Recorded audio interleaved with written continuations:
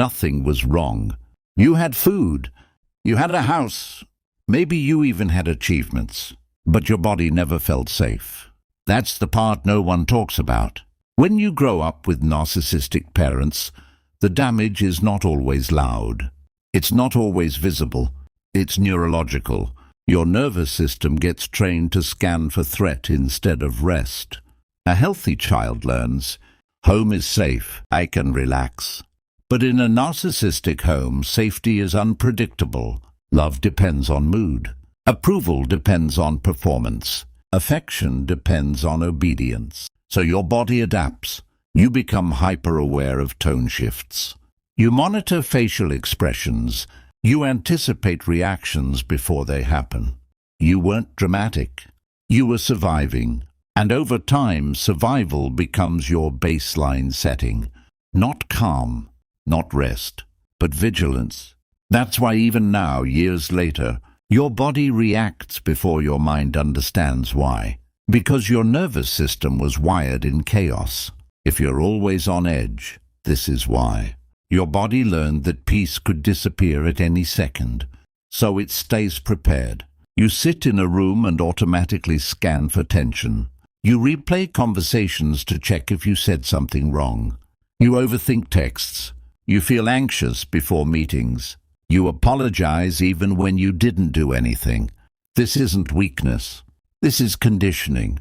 When a parent makes love conditional, a child learns, I must stay alert to stay loved. So your nervous system stays in fight or flight. Even when nothing is happening, that's why relaxing feels uncomfortable. Stillness feels unsafe. Calm feels unfamiliar. Because your body was trained to believe, if I relax, something bad will happen. You are not broken. Your system is just overtrained. Why do boundaries feel dangerous? Because as a child they were. If you said no, you were punished. If you disagreed, you were shamed. If you expressed emotion, you were invalidated. So your body learned, don't resist. Don't push back. Stay small. Now, as an adult, when you try to set boundaries, your heart races, your stomach tightens.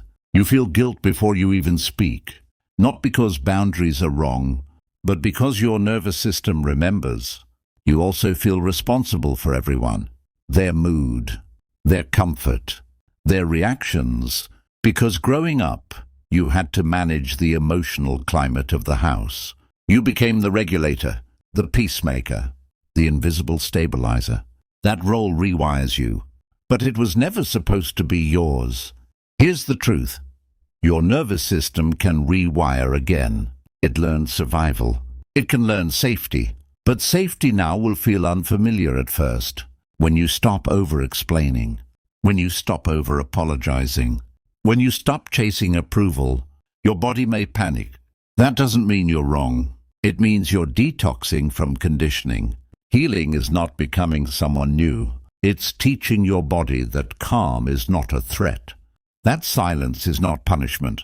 That boundaries don't equal abandonment. You are trained into hypervigilance. You can train yourself into regulation. Slowly, gently, consistently. You were never weak. You were adaptive. And now, you get to adapt toward peace.